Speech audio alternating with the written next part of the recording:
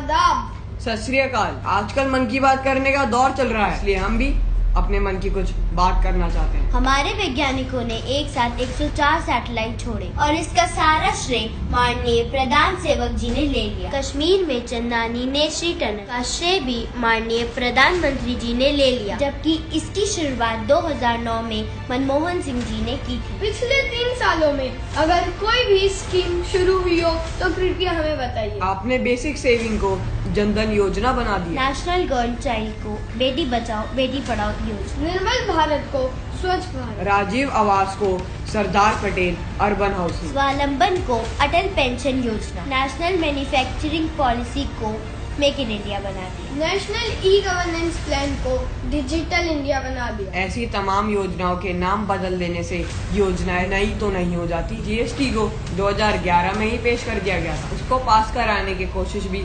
UPA सरकार ने की थी और तब इसका विरोध बीजेपी ने ये कहकर किया था कि जीएसटी देश की तरक्की में बाधा है, और अब इसको खुद लागू करके प्रधान सेवक जी ने इसका भी श्रेय ले लिया है। मनरेगा की इतनी फजीयत आपने की और अब उसको ही आपने आगे बढ़ाया। आपने आधार कार्ड का भरपूर विरोध करा और अब खुद ही इसको हर चीज में जरूरी बनाने की कोशिश की जा रही है। नोटबंदी से कितना काला धन वापस आया वो आप देश को बताइए। नोटबंदी से आतंकवाद पर कितना अंकुश लगा है ये सबको दिखाई दे रहा है। आज तक इतिहास में कोई भी प्रधानमंत्री बॉर्डर और सेना की गतिविधियों को लोगों के बीच नहीं लाए, लेकिन आपने कारगिल युद्ध सर्जिकल स्ट्राइक को चुनावी मुद्दा तक बना दिया, जबकि सर्जिकल स्ट्राइक पहले भी कई बार हुई है। खैर प्रधान सेवक जी, हमारे मन की बात तो यह है कि आपकी पार्टी 23 जनवरी 2014 को करेंसी बदलने का विरोध करती है और आप 8 नवंबर 2016 को खुद करेंसी बदल डालते हैं। आपकी पार्टी 2013 में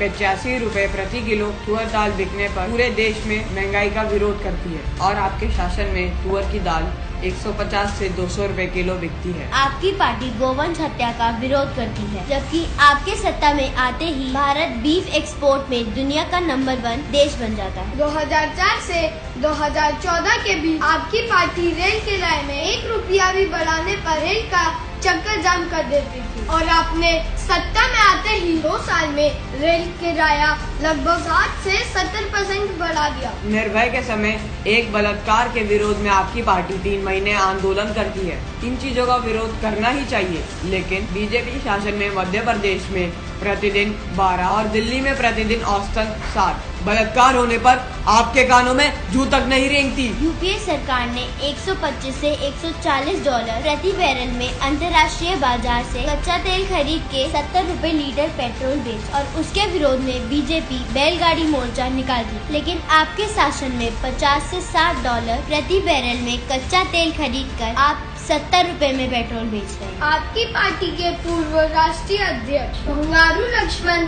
भ्रष्टाचार के पैसे लेके रंगे हाथ पकड़े जाते हैं और फिर भी आपकी पार्टी ईमानदार है, बाकी सब भ्रष्टाचारी। आप कहते हैं कि आप प्रतिदिन 18 घंटे काम करते हैं और 3 साल में आपने देश का कुछ विकास किया हो तो ऐसा कुछ नजर नहीं आता। आपने 100 दिन में सारा काला धन लाने का वादा करा और 1100 दिन में भी आप विदेश से काला धन न ला पाए। आपने किसानों को उनके उत्पादन खर्च पर 50% लाभ देने का वचन दिया और पिछले 3 सालों में किसानों के उत्पाद का सरकारी खरीद रेट 1 रुपया भी नहीं बढ़ाया। आपने एक भारतीय जवान के बदले 10 पाकिस्तानी सर लाने का वादा किया था और पिछले 3 साल में एक के बदले आधा सर भी नहीं ला पाए। आप खुद तो काले धन की बात करते और अपने ही चुनाव में 11,000 करोड़ का खर्च करते हो।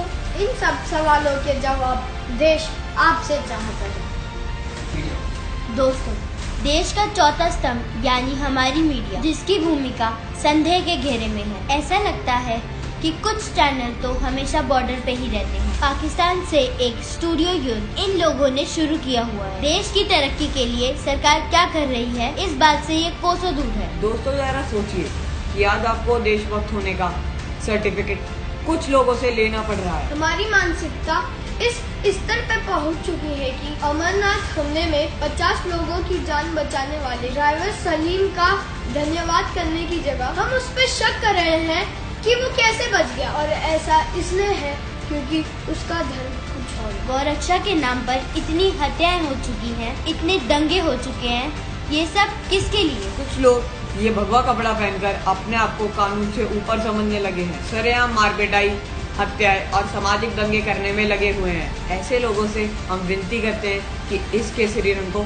बदनाम ना करें। ये रंग तो हमें भगत सिंह जी की याद दिलाता है। ये रंग हमारी संस्कृति की याद दिलाता है। ये देश महात्मा गांधी का देश है, इसे गॉडसे का देश मत बनने दीजिए। जय हिंद।